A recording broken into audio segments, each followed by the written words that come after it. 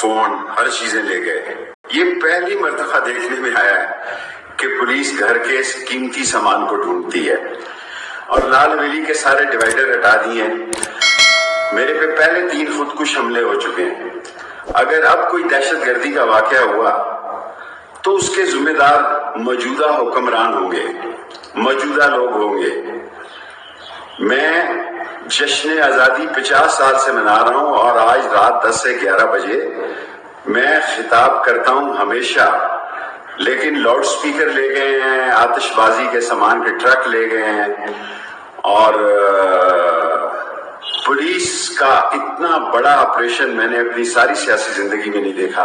جرم کیا ہے کہ ہم شہیدوں، غازیوں، مجاہدوں اور پاکستان بنانے والوں کا یوم آزادی کا دن آج رات منا رہے ہیں. ہر 3 گھنٹے کے بعد ویڈیو کروں گا.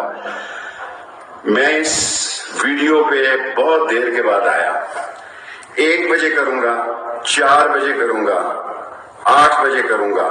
اور 8 بجے پنڈی کے لوگ تیار ہیں. ممکن ہے ہم لال حویلی کی بجائے یہ جلسہ راجہ بازار، کمیٹی چوک یا چاندنی چوک کریں. فائنل اعلان 10 بجے کریں گے اور پوری کوشش کریں گے کہ جان ہتھیلی پہ رکھ کے اپنے شہداء، غازیوں، مجاہدوں اور پاکستان بنانے والوں اور قائد اعظم کی کے جانثاروں کو خراج عقیدت پیش کریں. اور اگر کسی کو یوم آزادی منانے پر اختلاف ہے، یہ کوئی احتجاجی جلسہ نہیں ہے، تو مجھ سے بات کریں کہ جشن آزادی منانا جو ہے وہ جرم ہے. جن 7 کیس آپ چھوٹے بچوں کو آپ گھروں سے لے کر گئے ہیں، اس سے پہلے 8 دن آپ نے رکھا ہے، عورتوں کو لے کے گئے ہیں. عوام کا نام ریاست ہے. عوام خوشحال ہوں گے، عوام پرسکون ہوگی تو ریاست پرسکون ہوگی.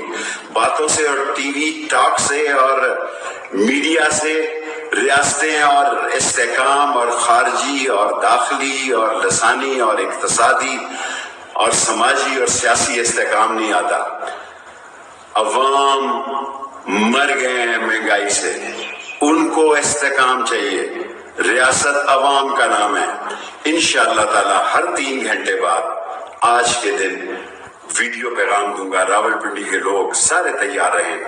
اگر اللہ کو منظور ہوا، قانون کو ہاتھ میں نہیں لینا پلیز.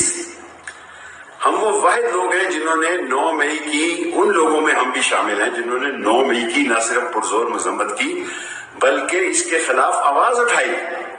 لیکن اس کے باوجود اگر آپ یہ سوچتے ہیں کہ ہم بے ضمیر ہو جائیں، ہم اپنے ضمیر کو مار دیں، ہم اصلی ہیں، نسلی ہیں، پاکستان، اسلام، کالا کالا